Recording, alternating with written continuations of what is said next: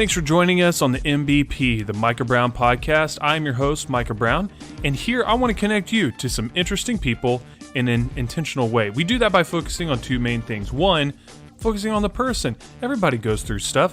We all have obstacles that we face. Somebody that you may walk past on a daily basis may actually be one of those incredible people, and you just don't know it yet. A lot of times, as Americans, we want to jump straight to, what do you do for a living? And we skip right past all the personal stuff that we've been through.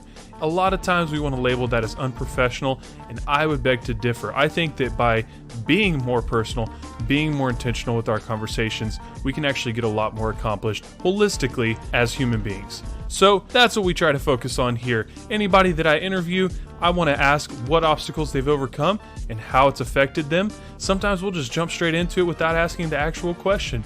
Either way, when you listen to an interview on this podcast, I want you to have met somebody in an intentional way. And the second part, get to know what they do as a profession. It is part of their life after all, so why not get to know what they do? But we don't start there. We will end there. And as many of our people that we get to interview, you'll see, they actually do some pretty incredible stuff, and we don't want to miss out on that either. I hope you enjoy the show. If you do, a fantastic way to support would be to use that Audible free trial by going to audibletrial.com/MBP. That's audibletrial.com/MBP. That'll get you a free 30-day subscription to Audible for free $99. And if you want to keep going after that, that's up to you. Either way, that will help out this podcast continue to truck on forward, paying for all sorts of things behind the scenes that I didn't realize cost money when starting this whole thing, but they do. Nonetheless, we appreciate you guys for helping us out. Hope you enjoyed the podcast. Let's get to it. On today's episode of the Micah Brown podcast, I will be interviewing again Mr. Alvin Brown. No family relation, although I wish there was. We had some questions that weren't answered last time, some gaps to fill in, maybe some questions that needed to be actually answered a little bit more in depth. And I even had a follow-up question for him from last episode, the second half of our first interview. So that's what this episode is all about. Let's get to it. Can you hear my babies making noise in the background? It'll be my kids momentarily. That's Lily. She'll be turning 1 tomorrow. So that's pretty exciting. That's awesome. Alvin, I appreciate you being back on. You couldn't stay away for too long. I wouldn't allow it. Not at all. Kevon somehow got out of this one, but nonetheless, I appreciate you being here. Us Browns got to stick together, you know. He's always letting people down, man. Hey, he's not even here to defend himself. He's not even here to defend himself, and that's what he gets. You know what? Just should have been here. No, yeah, I'm going to make a clip just out of that. Guy. I'm going to make a clip just of that and go post it to his Facebook wall. Be like, see what you did? See what you did? So. You left me hanging. Well, this is what you get. So, no, he's a busy guy. Got a lot going on. And so, wish he could have been here, though. Yeah, for sure. I mean, he's always enjoyable to be around, and he's got a contagious smile and laugh, that's for sure. You're the one that makes people laugh, but he's the one that, like, keeps it going somehow. So, it's a good dynamic. Oh, man. Well, Alvin, I had some questions I wanted to follow up with, some questions that I had mentioned on the last episode we didn't really get to, or we briefly tapped on and then just sprinted on by because we didn't really have a lot of time left. And as we knew, we had to split it up into 2 episodes. It was so long. So I appreciate you being on here to kind of, I don't know, fill in the gaps, if you will. I had to start with at least one question to kind of follow up from the last episode where you talked about a piece of what happened that now has caused a wave of, well, reform for one. I mean, that's probably the simplest way to put it. But at the beginning of all of it, we kind of saw the tipping point with George Floyd. For one reason or another, it could have, I guess, been anybody's name, but that third one in a row is what just led to the wave of change that has been coming, the wave of all kinds of responses, good, bad, in between, neutral, whatever kind of responses. But on the last episode, you mentioned that George Floyd's death, you mentioned his death and compared it to the kind of the ripple effects of the gospel. So his death and the ripple effects, you said that's what the gospel is. So I wanted to know if you could tell us more about what you meant by that, just because when I was listening to it, editing, mastering, and all that, it sounded kind of like you were comparing him to Jesus. And I don't necessarily think that was what you were trying to say, but it might have been. And I wanted to give you an opportunity now that we have some time to just expand on what you were talking about, what you meant. Totally. I mean, when you, is he Jesus? Let's answer that one. No, he's not. All right. Put it down. That's it. No, nothing else needs to be said. I mean, if you want to argue with that, I go, hey, you can go take it up with God himself. But if you look at at how he died, then you start kind of seeing, similarities. Should a man have died for a counterfeit bill?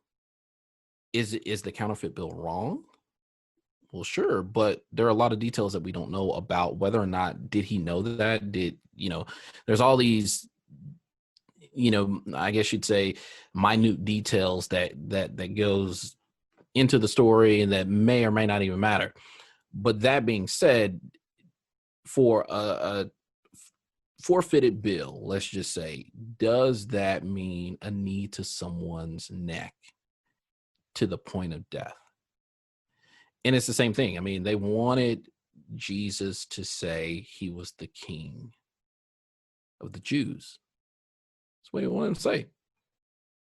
And Jesus knew who he was. There was no waffling about who he was. He knew who he was. But it was a matter of, did they know who he was? And so, it's the same thing in terms of George Floyd.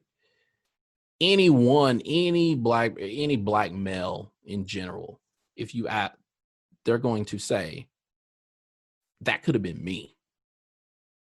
I mean, previous President Barack Obama, when Trayvon Martin was killed, he's like, I am Trayvon Martin. And I think it's the commonality of seeing that I'm only one hashtag away from traveling the world. Only one hashtag away. And so to a certain extent, you look at it and you go, well, Jesus' death was unjust. And it's like, well, okay, there's the glaring difference. They didn't kill Jesus. Jesus actually gave up the ghost, the spirit, versus George Floyd was actually killed.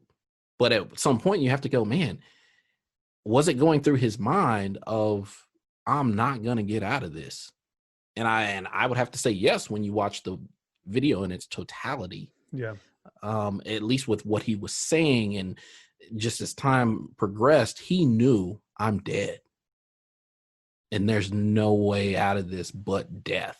That was about the point where I stopped watching because I was like, I can't.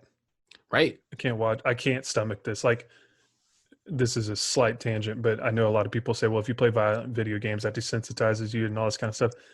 I do. And I couldn't watch that. To me, that's very different. That's watching a real human being, right, their life being snuffed out for, like you said, counterfeit 20 bill. And that was something we even discussed last time was, if you really think about it, the people who were killed at that moment were legally innocent until proven guilty. And you could argue, well, until they attack an officer and then it's defense. Well, especially if we're sticking just to George Floyd's case, I didn't see any resisting arrest, and it was a counterfeit bill. He lost his life over that. So, just to and paraphrase, the store owner even said it. The store owner was like, the store owner even said George Floyd likely didn't even know it was a counterfeit bill. And he said that on an actual news clip. So for the owner to say that, and he said George was a frequent shopper there at the store. So it wasn't like he didn't, that some guy just walked in off the corner that he didn't know. No. He knew there was a bit of at least acquaintance, a relationship, if you will, there, that they knew one another. They may not have known one another by name, but they knew one another in passing that, oh, you frequent my store, you buy, you purchase. And so even to have the store owner to go on the record to say, look, he likely may not have known that it was counterfeit, but regardless of whether he knew or didn't know, that doesn't justify killing him. Gotcha. And that's huge. Yeah, I mean, that's not an argument for me whatsoever.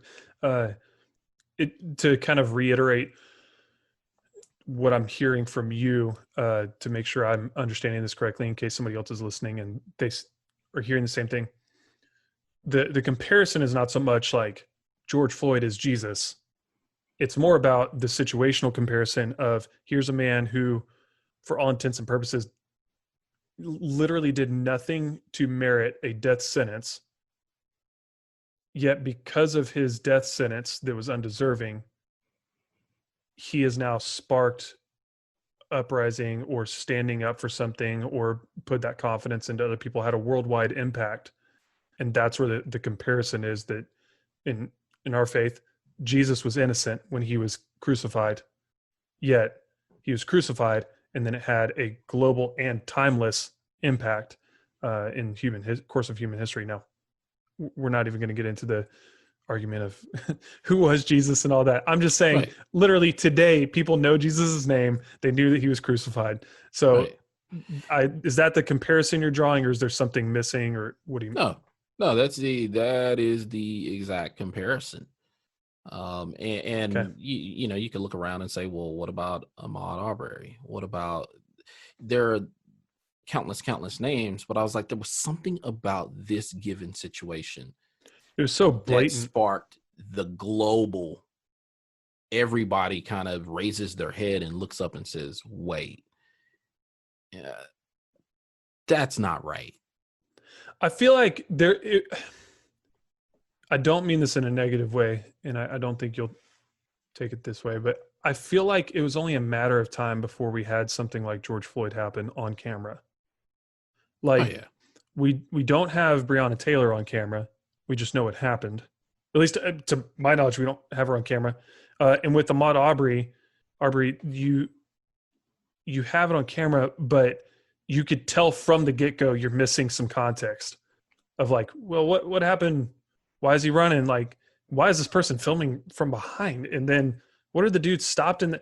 So there were a lot of questions, but I feel like this one was the most clear-cut example of, this was at a minimum undeserved death.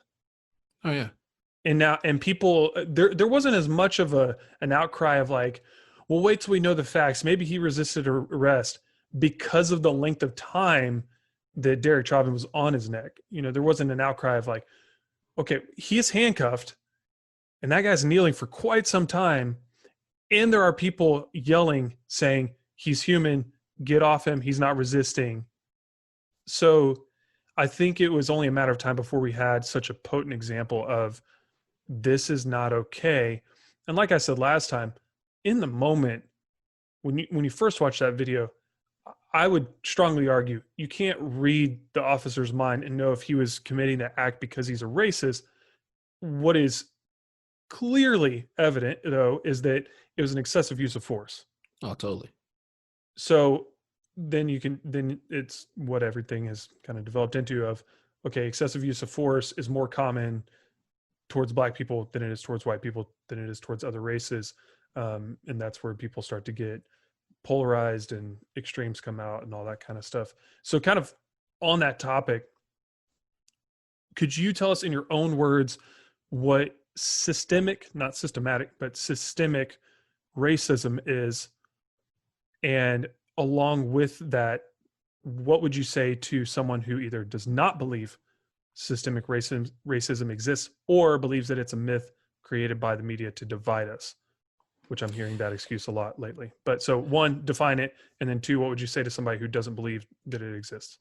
Well, obviously it's a structural framework. It's the tipping of rules to the advantage of one person or one race over another race. And so there has long stood, back, dating up to the Constitution and likely before, but certainly even afterwards, you start getting into Jim Crow laws, redlining. So you get all these different things that are going on with the sole intent of, let's just say for this conversation, in terms of keeping Black people in their place, if you will. And so it's a series of guidelines that basically are meant to not, to keep people from persons of color from advancing across the entire playing field. And so to a certain extent, it's going, is it coming out? Is it the lynchings? Is it genocide? Is it no? Well, those are the extreme. So it reminds me so much of, have you seen United Shades of America with W. Kamau Bell? So he has, and this is interesting that I even saw it in light of this conversation, but he has a description of where he's explaining systematic racism to where it's an iceberg. And what you see are the extremes. So you see the KKK, the Klan, genocide, hate crimes, lynchings, those things. It's like, but what's most damaging to us is what we don't see. It's the underside of that iceberg. And so, in most cases, when you see an iceberg, you're like, oh, it's just, a little iceberg. But what you see, and then what's underneath the water is way greater than what you see on top of the water. And so he dives in even deeper to go under the water. And it's a clip. If you get to look at it, look it up. It's like a minute-long clip of where he begins to explaining different things of what systematic racism looks like, or what you may not even see it to be. To where he was talking systemic racism. And so you look at it, and he explains it so well, and just in terms of just the little bitty actions that go along the way, in terms of like redlining, like I said, gerrymandering, and I mean, the list goes on. And so because of these things, it's the little things that you don't necessarily see, that you wouldn't say, oh, that person is racist, or this is systemic racism at play. You really would dismiss it because it seems little. But again, that which seems little does over time add into something that, is quite large, which there's where you get a situation like a George Floyd, where the straw breaks the camel's back, and, social upheaval starts happening. Right. And then you get the video that happened last year of, I bet you know which video I'm talking about, where the guy's pulled out of his car. The officer reaches in, rolls down the window, and tells everybody on the camera, like, keep watching, folks, here's what's going to happen. And then next thing you know, the camera gets knocked out of his hand. He's ripped out of the car, all because the officer smelled some weed. And he, rightfully so, was saying, why are you asking? I will not step out of my car. I have no reason to, which for the record, my friend Kurt has done exactly that, and nothing happened to him. He's white. So to me personally, I was shocked. I was like, what you have to have, I think it's like reasonable cause or warrant or something like that, to remove somebody from their vehicle forcibly like that. And to my knowledge, there was no, at least from what I've read, there's no reason legally for him to have been pulled out like that. But real quick, what was the clip that you were explaining and using to explain?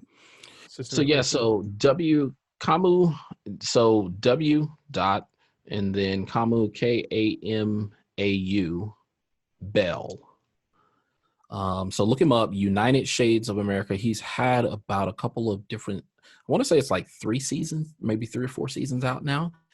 But it is an interesting walk through and across America. And he goes in pretty deep in terms of exploring just racism, where and how deep it goes and how far back it goes. I mean, he's just traveling around different cities and towns throughout the U.S. So for those listening, that is on CNN.com. It's a show. And so what Alvin's talking about is a particular clip about icebergs. I'll try to find that and provide the link for anybody that wants to watch it. And I would hope that anybody listening to this podcast would at least be willing to, I know people have their own feelings about CNN versus Fox News and New Right. York Times and whatever, but at least listen.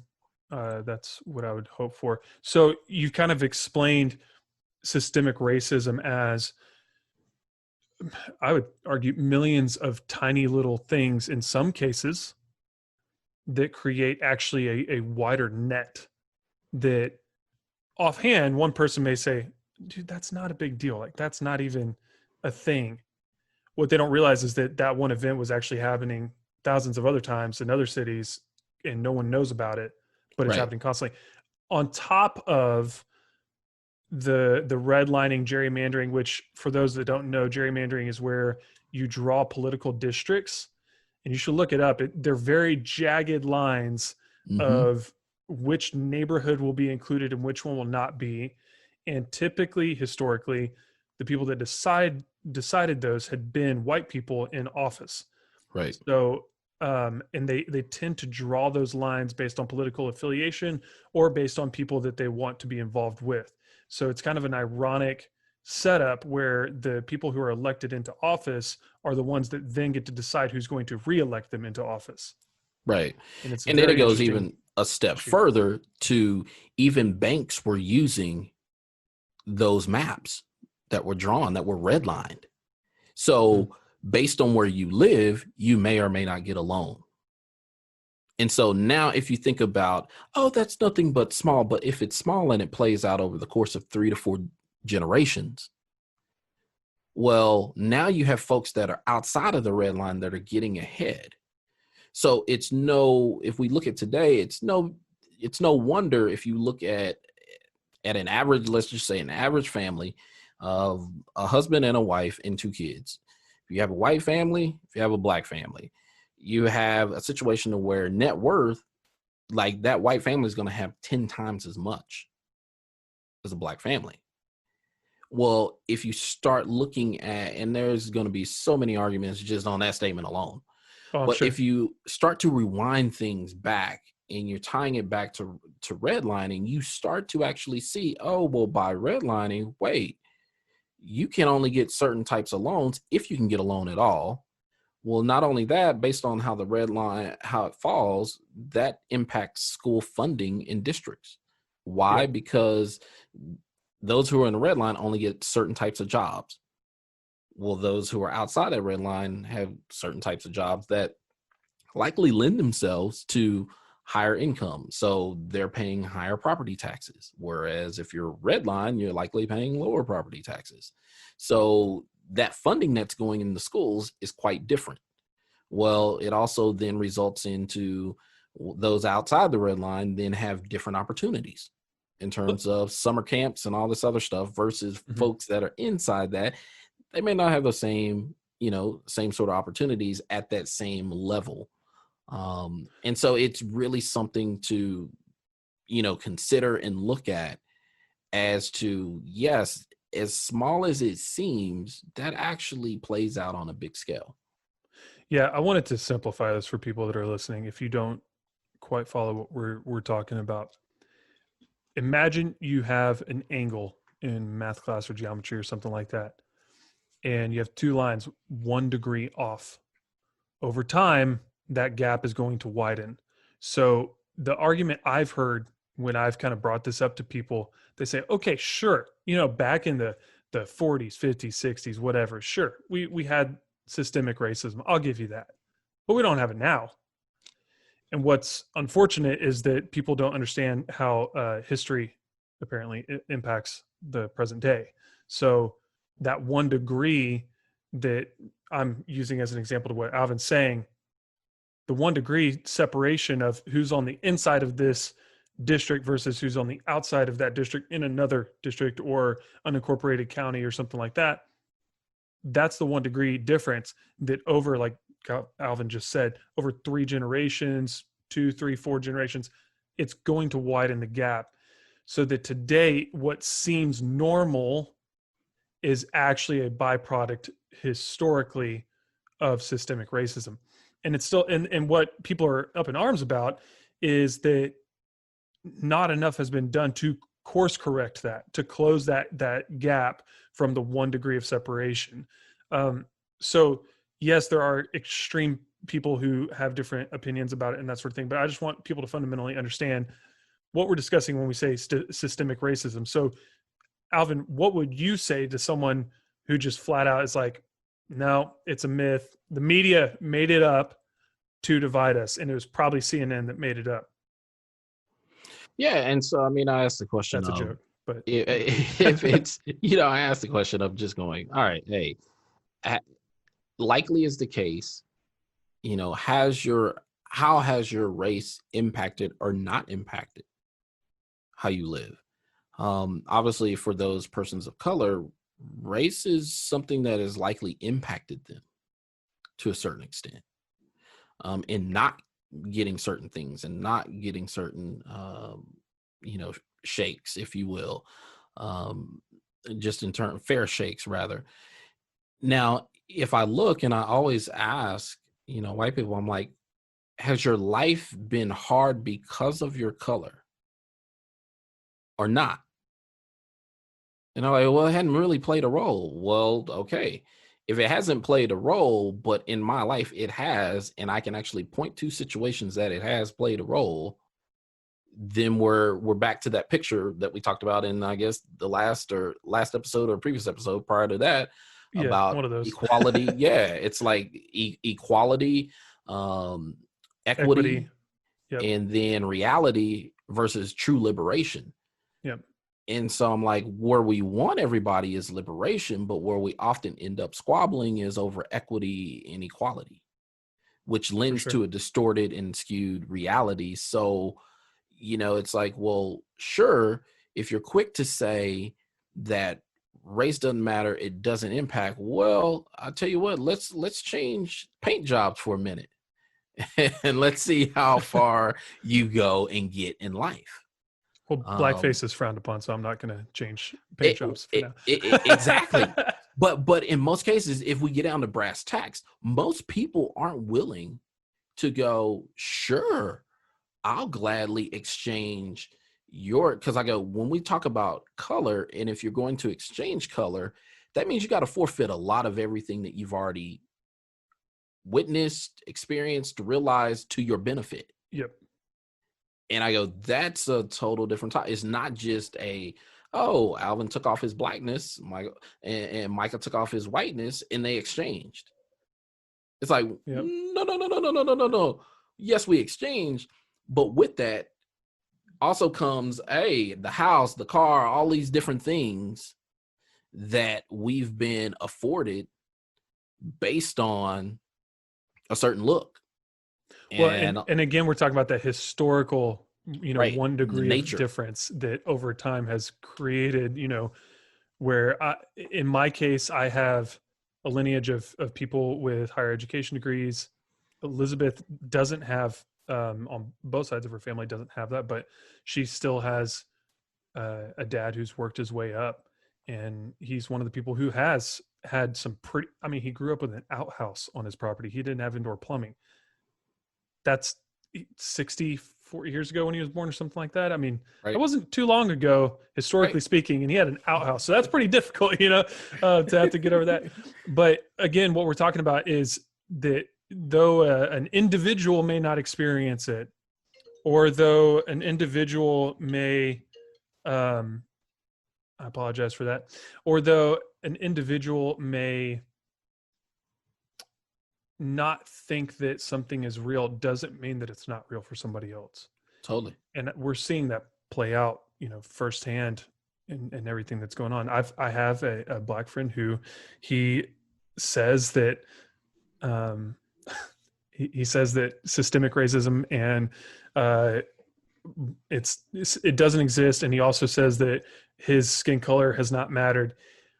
And my thought is like, okay, maybe in your case, you might be one of the few who has actually grown up in an individual neighborhood, gone to, it was Texas A&M University, maybe gone to these different, you might have weaved that line perfectly and not experienced it.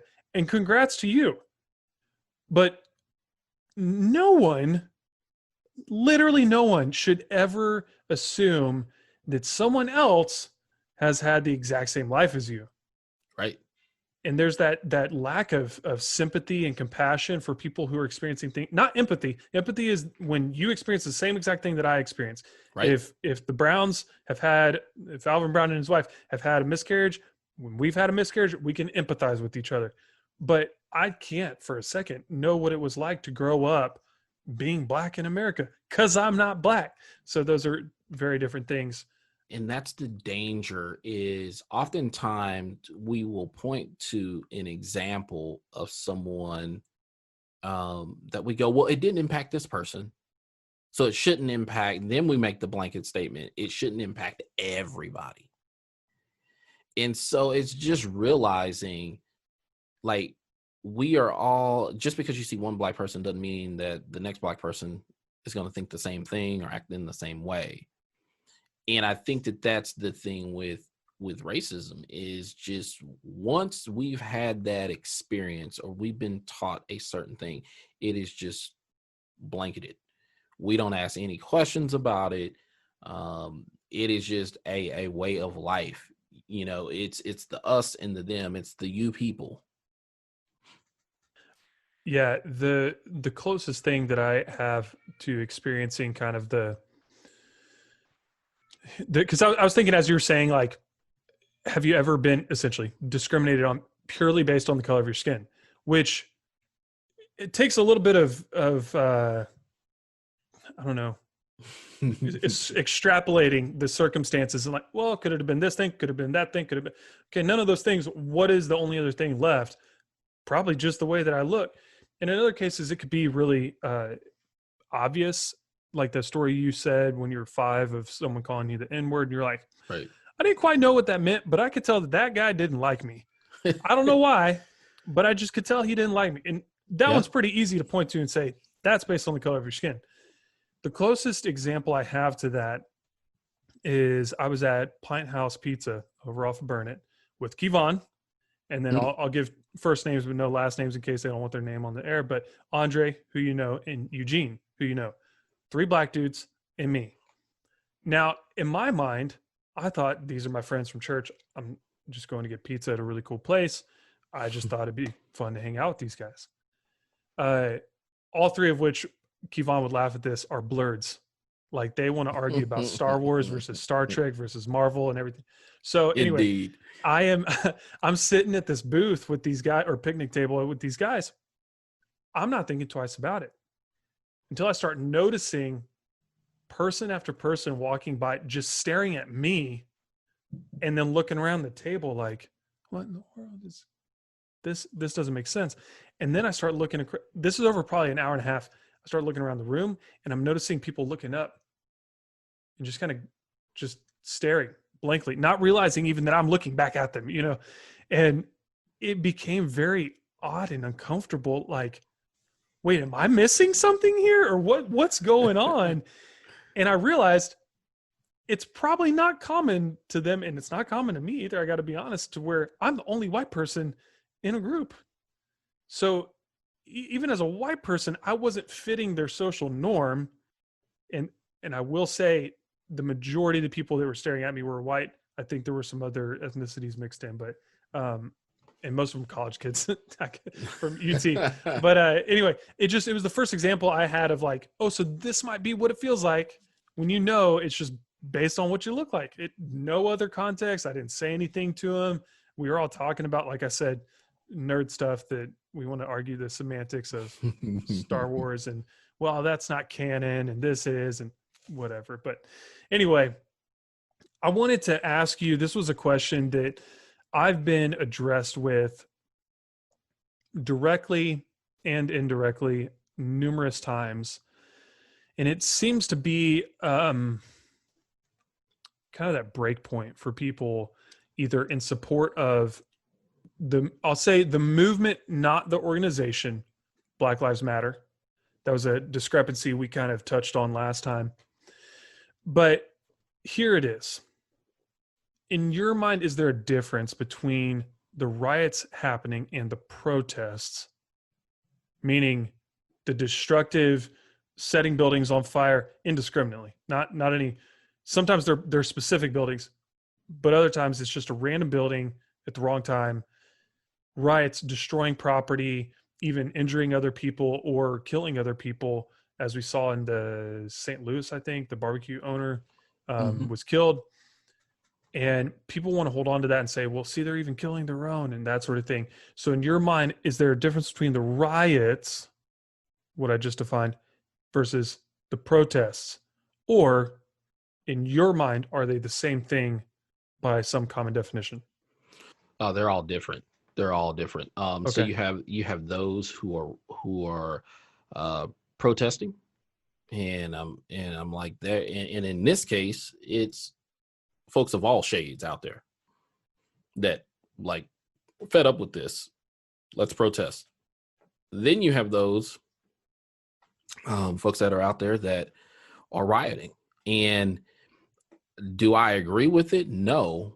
But as Dr. Martin Luther King said, it's like rioting is the language of the unheard. So if you've been seeing these hashtags over and over and over and over and over again, to a certain extent, we all reach that point where we will all snap.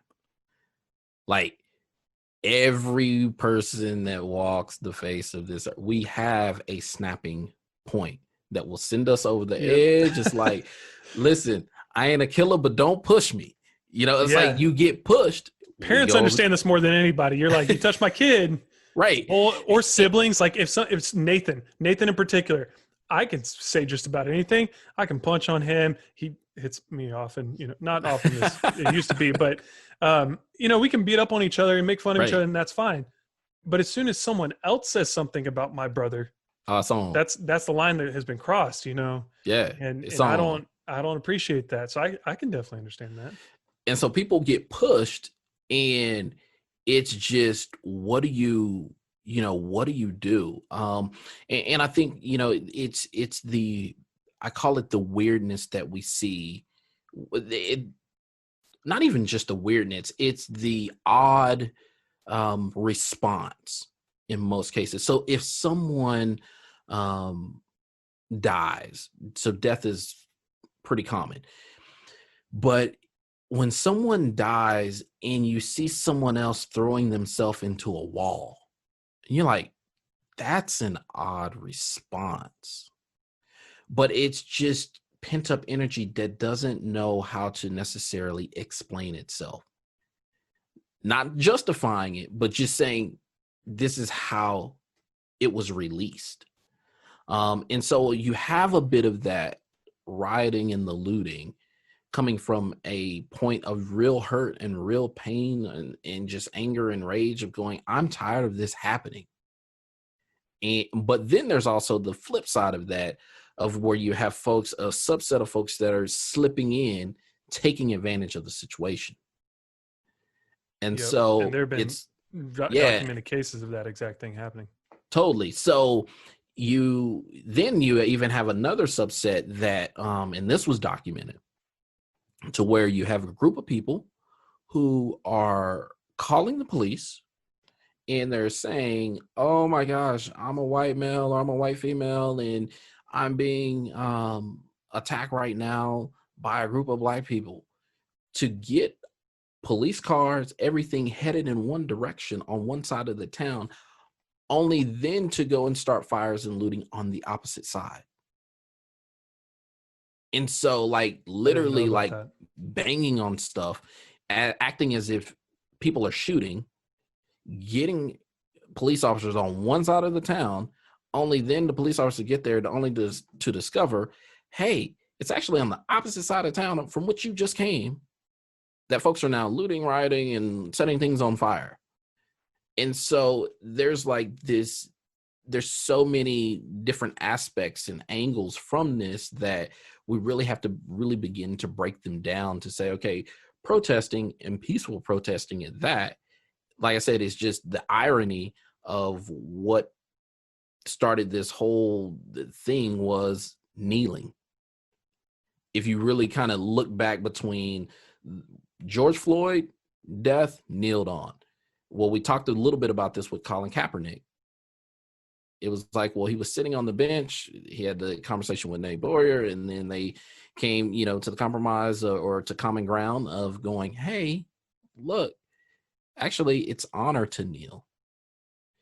So from that kneel, which people didn't like, to, the George Floyd kneel, if you will, people didn't like that either. Opposite sides, but still, no one liked that. Well, it's that same thing that something's going to come out of this. And there's where you have, hey, we're going to peaceful protest. There's where you have folks going, I'm sick and tired of this. I don't know how to let this out. I'm just going to let it out. And then you have a subset of folks that are just, hey, we're going to take full advantage of this and make it look like the peaceful protesters did it. Yeah, and we addressed this on, I want to say the first half of last conversation, where I said there's a spectrum of the way that people respond to things or the way that people understand things. And typically the very extreme ends of the spectrum are those who are loudest and those who get noticed the most and have the most media coverage and have every bit of attention on them. And what's unfortunate is in many cases, historically, those are also the smaller groups. Right. They have the biggest splash, but they're smaller groups. So it's unfortunate. I've had the same exact stance as you, which is, and I've mentioned this to people who've, confronted me like, oh, well, so you support the rioting and destruction of personal property? First of all, I don't know where I said that you're pulling from. Maybe your own brain, but I did not say that, and I don't appreciate when people destroy property. Now, if there is a particular business who has wronged somebody, that at least could make sense. Now, making sense and me supporting it still are two very different things. Right. I'm with you. I understand that. I kind of made the comment to somebody once, how long do you have to be bullied before you fight the bully? Right. For me personally, having gone through that, I had enough one day, and I kicked another male in the place where it is not. You should never kick another male, but I did. Now, in retrospect, probably could have handled that a lot of different ways, but in the same way that you're just talking about, it's like you have that red line at a certain point where you're like, nope, that's enough. It has now been crossed. Exactly. We all have that point that we will snap. And it's kind of like, hey, Jesus, cover your ears real quick. Sit down. Don't come back. Yeah. And I'll be right back because I'm going to handle this situation because these scriptures just not getting it done for me. Forgiveness, right? Yeah. So it's like, you know what? Jesus wept. Okay, that's sure the scripture in the Bible, but that's not doing the thing that I really wanted to do. If I go over here and do this other thing, that'll just kind of handle the aggression and the rage. But it's like we all have those points that we get to. Sure. And I'm sure even in the moment, you're like, if somebody goes, is this really going to solve the situation? No, probably not. And I might still feel bad afterwards. But this is 100% what I'm doing. Right. Exactly. I love it. Exactly. And that's, hey, Jesus, earmuffs real quick. Just right. 1 second. It's like, hey, cover your eyes, cover your ears. I'll be right back. Do not come back. Don't be the second. Don't let the second come back. Just stay right here. And let me go deal with this situation. And that's I wish y'all could see what Alvin's even doing right now, because just the face that he's making. 1 second. Just stay over there. Just 1 minute. 1 minute, Jesus. Just, hey, don't move. But that's but that's the reality. Like, we laugh, but to a certain extent, that's the point we get to of just like, you know what, man, if one more somebody says something crazy to me, I might just snap. Yeah. And it's not even semantics at that point. It's like, no, I'm actually going to say something. Right. And I've had that point in my own personal life that I won't get into those stories. Those are what I would deem actually personal stories, not for the podcast personal. So right.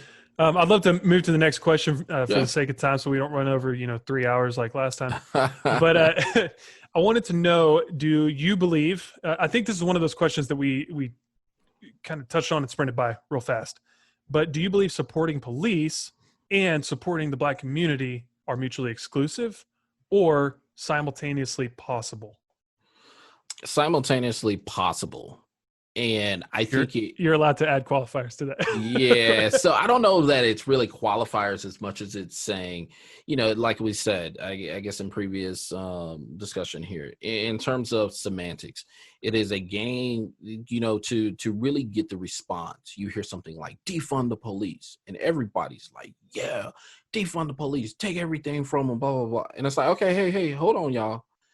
If we defund the police completely, that means there is no police. And so if you have a situation on your hands and you need somebody else to be that third party, what's going to happen? There's not going to be anybody there, and it's just going to be just mayhem in the streets. So to a certain extent, defund the police. Okay, from a literal standpoint, I don't support defunding the police completely, removing all the funds, removing the entire force. Defund the police in terms of redistribution, that's something different. Yes, we need to distribute funds, to other programs, other services, while at the same time retraining. And basically, if we need to take it all the way down but build it back up, yes.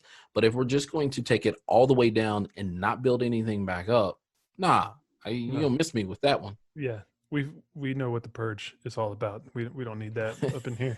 Right. Not even for 24 hours. Exactly. Yeah. The thing that's remarkable to me is the fact that even Chief Minton here in Leander, he said on what was it, like a conference or something that Mosaic put on, where they had all the forum. Yeah, the forum where they had the local police chiefs. I think you were a part of setting that up, even from a technical standpoint. But every single one of them said that, and I was online just for this one little snippet, and I was so grateful because we were on our anniversary trip, and Elizabeth and I both were like, "Oh, that's happening right now. Well, do we want to watch it right now, or do we want to go do something fun?" So I happened to be on right then. But every single one of them was in support of defund the police. But the question that was asked was, okay, defund the police. First of all, how do you understand that phrase? Mm-hmm. Like, how would you define that? Kind of what you're talking about. And then secondly, based on your understanding, based on your definition, do you support it? And if I remember correctly, every single one of them said, I understand it in the way that you just talked about, where it's not necessarily defunding the police and leaving a gap. It's, by definition, you are removing funds, so you're defunding the police with the purpose to reallocate those funds to another organization, group, whatever. They can actually, in effect, support the police because the police are overloaded. I know on the 4th of July, I called the cops on somebody because across the street they're lighting fireworks in the yard of the school, and it hasn't rained for weeks. And I was like, okay, light them on your own driveway, still illegal, but I'm going to leave it alone. But you're lighting fireworks in a school yard. That's a whole different situation. But when I called, what did they say? We're getting a lot of calls right now. We cannot get to everything right now. As soon as we have an officer available, we'll send somebody out there. Now, in that example, yes, I think the police should be called. But that's an example of the police being overloaded and not having enough resources to even address a situation that they need to be addressing. So Right. Imagine if on the 4th of July, somebody then gets into a car wreck.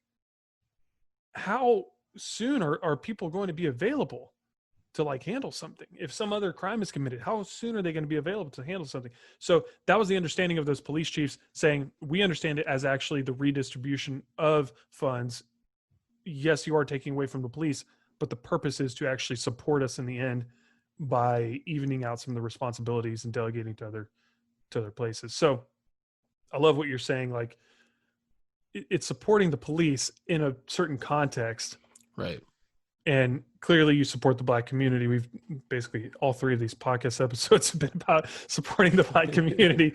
But I don't want to put words in your mouth, but for me, it's very apparent and very clear that reform should take place. And I have yet to have somebody, once I challenge and question a little bit, I've yet to have somebody disagree with that that in essence, no reform needs things exactly the way that they are, perfectly fine.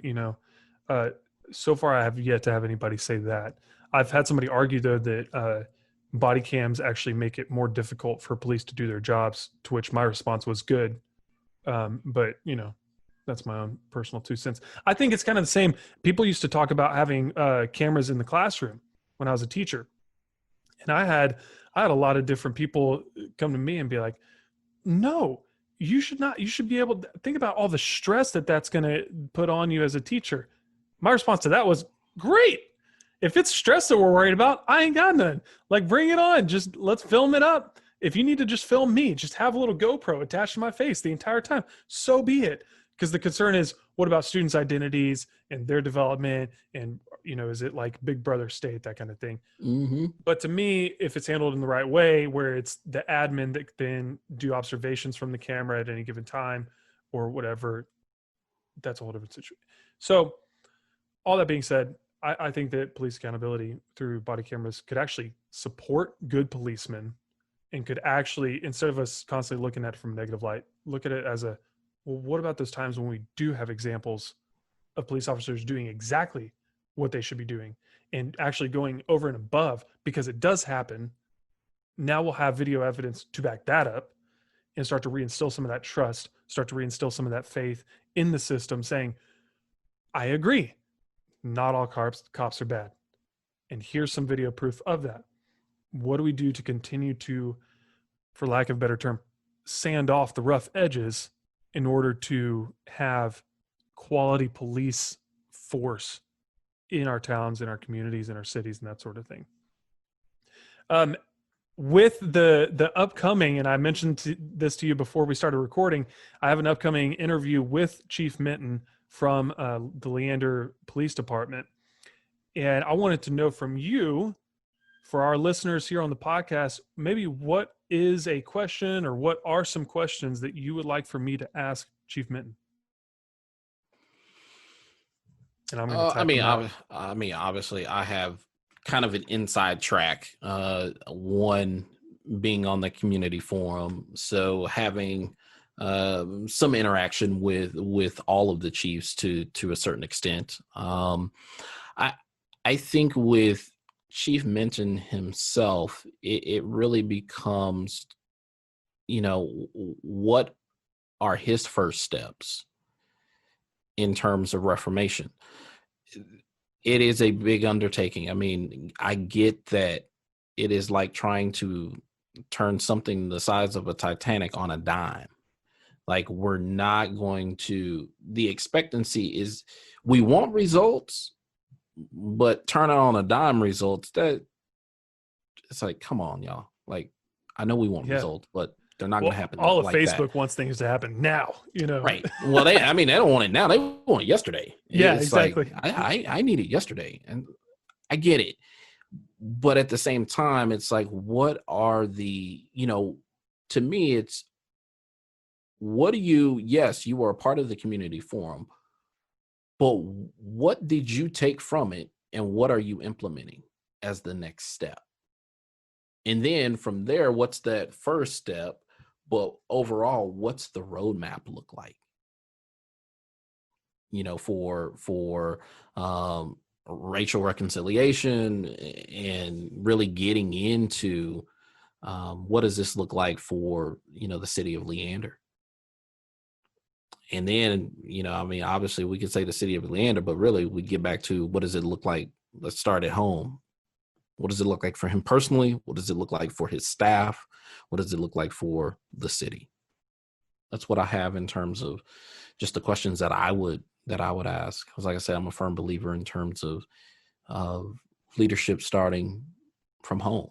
I can't, if I'm operating a business, I can expect the employees to behave, but to a certain extent, what's going on in my house often plays out into other areas of my life. So if I can't manage my own home, then how in the world am I going to try to manage some grown adults accurate on the job? Like, you can't. I remember as a teacher, speaking of things that, just play out even usually in ways that you don't anticipate. Um, the days that I had things personally going on, even if I didn't sleep well or something, which was a big issue medically for me when I was a teacher, had to get a sleep test and stuff. It wasn't just that I'm tired, just so we're clear. But even on those days where stuff was happening personally, whether it was actually a bad breakup or it was any number of personal things going on, without me ever saying anything, I would have a student, at least one, come up and be like, "Hey, Coach Brown. Hey, Mr. Brown. Are you okay?" And these are 8th graders, just for the record, except for one year it was 6th grade. And they could tell, even though in my mind, I thought I was hiding it really well, but no, they can sense it. And I don't think adults are any different. I think adults do a better job of just ignoring it, but they can tell, they can tell when something's off. And so I think for somebody like Chief Minton, who is in such a powerful role, and it can have such a reach in other areas, I think that he is, he definitely will have an impact on his police force by what he's doing personally. I agree with you. Totally. And to add to that, just to add a bit of clarity in terms of what he's doing. So what he stated was, he didn't understand some of these phrases that were being used in terms of, anti-racism. He had to go look that up. And to me, that is the sign of a mature leader. Because just because you're in leadership doesn't mean that you know everything from A to Z. There are going to be moments, there are going to be things that get beyond you, and that's okay. But the reality is what's okay, what's not okay. In certain instances, what's not okay is just to let it get beyond you and go on business as usual. What is okay is to say, this is beyond me. And I'm having to educate myself. I'm having to grow. I'm having to hold myself accountable. I'm having to go have hard, challenging conversations. And that's something that, I have to hat tip him in terms of at even a personal level, not even at a level of a chief, but at a personal level, to be man enough to come out and say, I didn't know what this meant. I had to go look it up. Yeah. There's grace and compassion for folks, and even mercy. If you get it wrong, it's like, okay, we've got mercy for you that we're going to continue to walk with you. Yeah, but it doesn't go the other way where, okay, now you said you knew it. You said you knew what was going on. You said you knew how to handle it. And now clearly you don't. You didn't know what it meant, and you had no idea what you were doing. That's just straight up lying. Deception at a minimum. Well, we got that going on right now. I know. I may have been alluding to a different situation, but we got that going on now. Yeah. So I think that's what's playing out there. But I even, again, realized that with teaching where I'm the teacher and I'm supposed to know what's going on. And especially first year teaching, good Lord. I will never downplay the power of apologizing to a 13-year-old.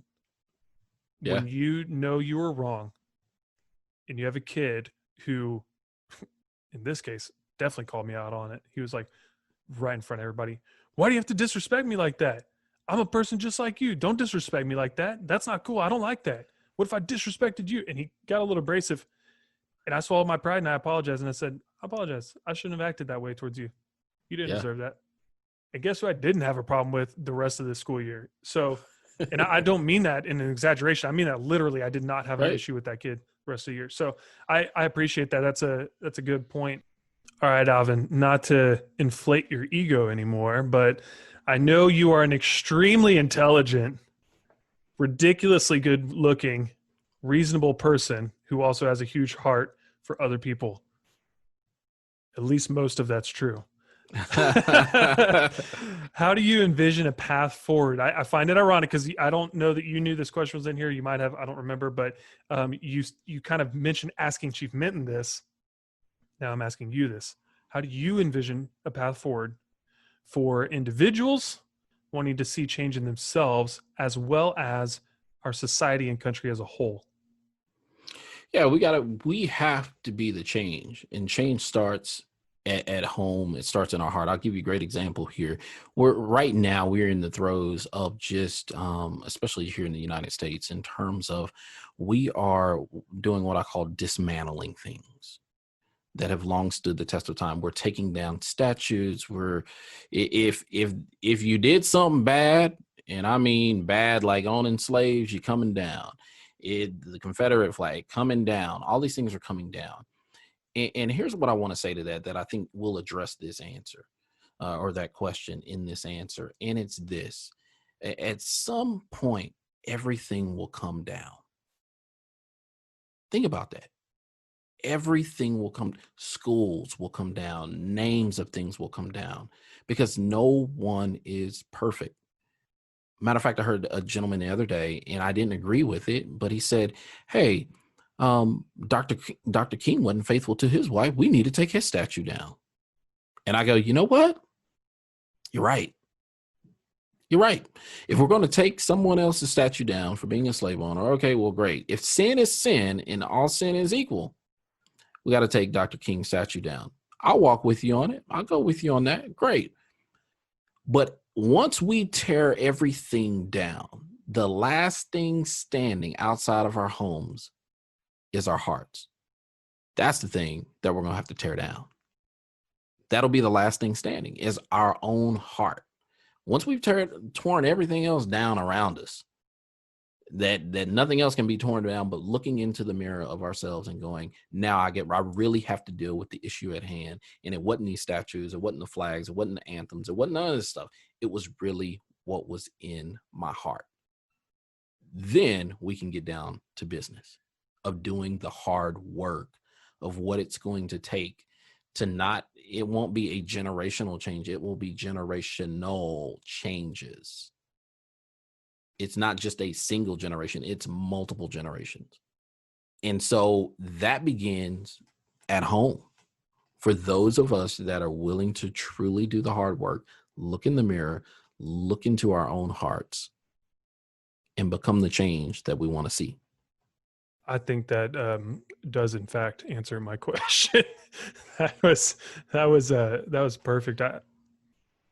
The lack of personal responsibility from some people, even in the words that they say, and I'm talking even locally, like the friends that I know. Yeah. It's shocking, and I think that if people really started to analyze themselves and their own motives, their verbiage would change, their actions would change, what they care about would change ultimately. But I think sometimes, and I speak from experience, meaning I used to do this, people say things a lot faster than their brain processes. Let me correct that. I would say things faster than my brain would process. And I would post things faster than my brain would stop me, because the filter was there. However, I turned it off pretty willingly, and I would get, I'll call it an accountability text from my brother. Hey man, saw you posted this. You might want to think about this. And of course, being my brother, I was like, don't tell me what to do, and then of course it would just eat at me. And I'm like, well, shoot, he's right. Or my mom would. Nate, did you hear that, Nate? He said you were right. You captured this moment right now. You save it to your phone, do whatever you need to do. But he said you were right. You got a witness. I know he listened to the first half of the interview, so hopefully you'll get to this part, because he will not want to miss out on that.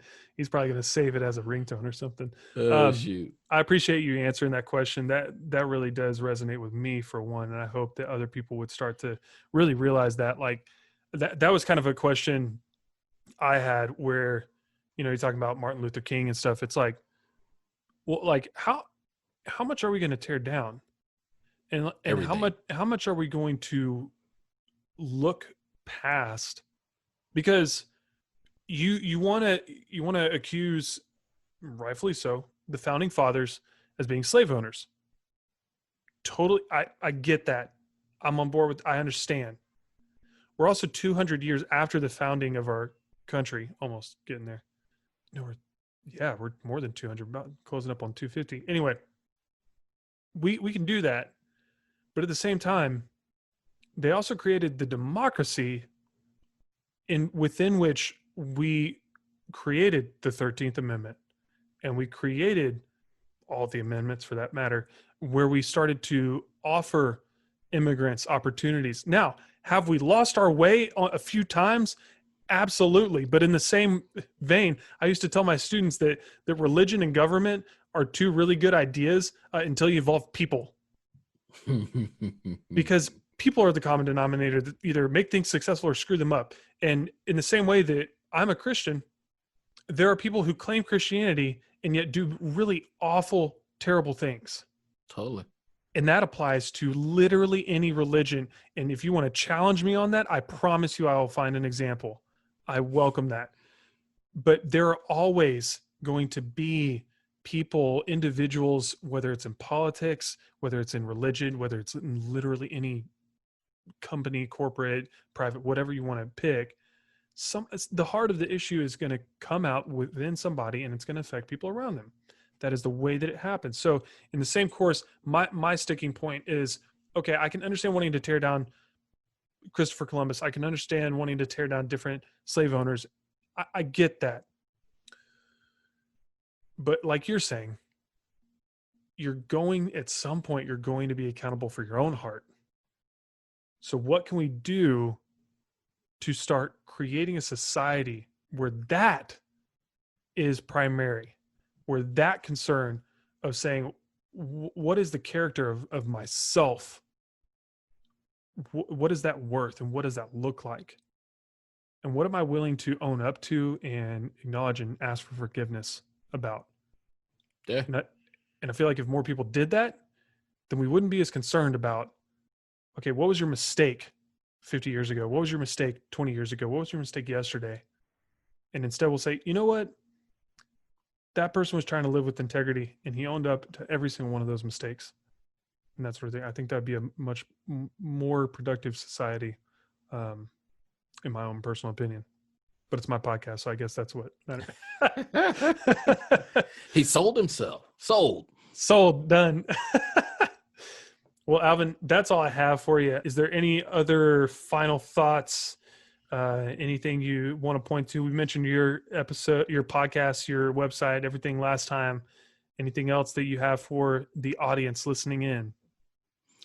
No, I mean, I would just invite everyone to go along on a journey. Look around, really stop for a moment and just think, who is in your circle? Who do you spend the most time with? And really begin to ask yourself, is everyone that I'm spending time with, do they look and think like me? And if so, then that's your first sign of, hey, I've got work to do. Now, we all have work to do regardless, but you really have work to do of, if you say you want to live in a world, well, you got to live in a world that is, basically doused in color, in full color at that. And so how you see life, to say, hey, I don't see color, I mean, that's disrespectful, one, to our creator, because he made you that way. Whether you're white, whether you're black, whether you're blue, whether you're green, whether you're brown, or everything in between. I think there's a song that goes out like that. But something like that, yeah. Something like that. It's copyrighted though, I think, so you can't say it. Just kidding. But I just said it. But I just really want everybody to really take this moment to look around and really begin to challenge yourself, to challenge your circle of friends and beliefs. The late John Lewis, who was he was, I guess, representing Georgia in terms of the Congress for the last 30 some odd years, but he passed away. And one of the things that really stuck to me was the saying of, speak up, speak out, and get into good trouble. Like that phrase really hits home because that's what you're going to get into when you start shaking up your circle of folks who don't look like you, who don't live like you. You're going to learn some things about yourself that you're probably not going to want to like, but you're also going to learn some things about those that you are close to that you're going to really be challenged by. But you're also going to experience life in a more full way than you've ever experienced life or could have ever experienced life. So long-winded approach of saying, get people of color, or if you're a person of color and that's all you have are people of color in your life, get some other folks in your life. Like, yeah, create a full circle here. Yeah. It's, and I will say, Alvin is not telling any of you to just dismantle all your friends and get rid of them. He's saying add to it. Yeah, well, hey, listen, if you need to dismantle some of your friends, you might be like Abraham. You might have to leave your relatives and cousins and everybody behind and go to a far distant land. I'm just saying, it's don't hit the detonate button just for the sake of like, oh, I need new friends. Okay, well, I'm done with all you, and now let's get new friends. Let's go shopping. It's not like that, and definitely don't lean into tokenism where you prop up, oh, I have that one black friend. Well, I have a black friend, so I'm not racist. And then I asked you the question, how many times have you been over? Oh, 3 times. So now you're counting the times that your one black friend has been over. Yeah, you probably don't want to do that. There you have it. There you have it. But I go, it's getting into these types of relationships that you can be as comfortable to call people on the carpet so that you're not having, well, I mean, you'll still probably have microaggression moments, but it's like, speak out, speak up, get into good trouble, get into relationship with one another. Yeah. Relationship. That's what my whole podcast is hoping to promote. And I hope that we're doing that even by this episode. So Alvin, I appreciate you being on this episode yet again. We'll probably do this again in a full calendar year. I'm just kidding. Oh my goodness. Maybe Kevon will make enough time for us at that point. I don't know. But the little people. Oh man. The little people. Maybe I'll have my brother on here. I know I've talked about him plenty. He's mildly interesting, but anyway, I appreciate everything we've talked about, your answers. One reason that I wanted to have specifically you on was because you have very level-headed responses and answers to things. It's not, you're not on either end of the spectrum screaming and throwing rocks at buildings or anything like that, but instead you're one of the people who's saying, okay, I'm acknowledging the issues, I'm acknowledging what's wrong, but what are we actually going to do about it in reality? So I appreciate your thoughts. I appreciate your comments and wish you the best. Thanks, man. Thank you for having me. Take care, brother. All right, you too. Thanks for listening in on this episode of the Michael Brown Podcast. I really appreciate Alvin's insight. He has helped this podcast get off the ground, as I've mentioned before, so I have a lot of respect for him and just gratitude. I really appreciate his insight, as I gave him credit for right there at the end, that he has very level-headed responses. I think that if more of that was happening, if more people were actually coming to the table saying, hey, I'm willing to admit there's some things that should be improved, some things that should change, literally across the board, you name it. Doesn't even have to do with race. I think that we could get a lot more done when people are willing to acknowledge things and have some reasonable conversations. So as Alvin said, and as I'm going to say here, I encourage all of you to begin building those relationships with people who may not look like you. And that may not necessarily mean getting rid of the friends that you're around right now. It might. I don't know.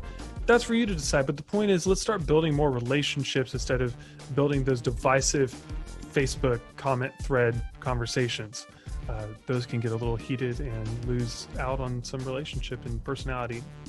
That's my encouragement for you. Again, the show that Alvin recommended is called United Shades of America. It's got Kamau Bell. That's Kamau Bell. W. Kamau Bell. And the synopsis here on the website says, United Shades of America follows comedian and political provocateur W. Kamau Bell as he explores communities across America to understand the unique challenges they face. So if you're interested in that, check it out. I will add the YouTube or whatever link I can find for the 1-minute clip about the iceberg comparison and include that in the show description. Again, if you love this podcast, by all means, share away. Whatever platform you use, whatever social media platform you use. I love getting the word out to be able to encourage other people. And if you want to support the podcast, also don't forget to get your free trial to Audible. That's by going to audibletrial.com/MBP. And save this for the next episode, but I have some exciting updates for a new sponsor for the show. Gonna leave you on that cliffhanger. Love you guys. Y'all take care.